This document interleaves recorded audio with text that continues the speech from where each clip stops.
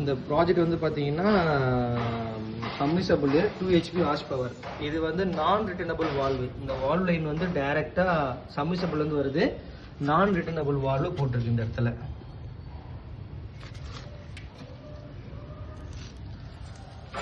Same அங்கேருந்து பார்த்தோன்னா நமக்கு டேரெக்டாக வந்து 3 லைன் வருது.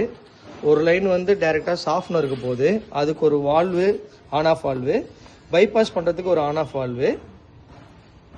அட் த சேம் டைமு இதை முடிச்சுட்டு நேராக வந்து உங்களுக்கு நேராக வேக்யூமில் வந்து ஜாயிண்ட் ஆகுது. இந்த லைன் வேக்யூம் ப்ரெஷரில் போய்ட்டு ஜாயிண்ட் ஆகுது.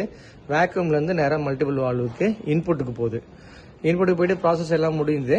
இந்த பக்கத்தில் வால்வு வந்து ஒரு வால்வு போட்டிருக்கு, அதாவது டேங்குக்கு போகிற லைனு. இந்த லைன் வந்து பார்த்தீங்க அப்படின்னா உங்களுக்கு பைபாஸ் பண்ணுறதுக்காக, சப்போஸ் ஏதாவது ப்ராப்ளம் வெசலில் இருந்ததுன்னா பைபாஸ் பண்ணுறதுக்கு இந்த கீழ் லைன்லையும் டேங்குக்கு போகிற லைன்லையும் இந்த லைனை பைபாஸ் பண்ணோம்னா டைரெக்டாக வந்து டேங்குக்கு இந்த லைன் போயிடும்.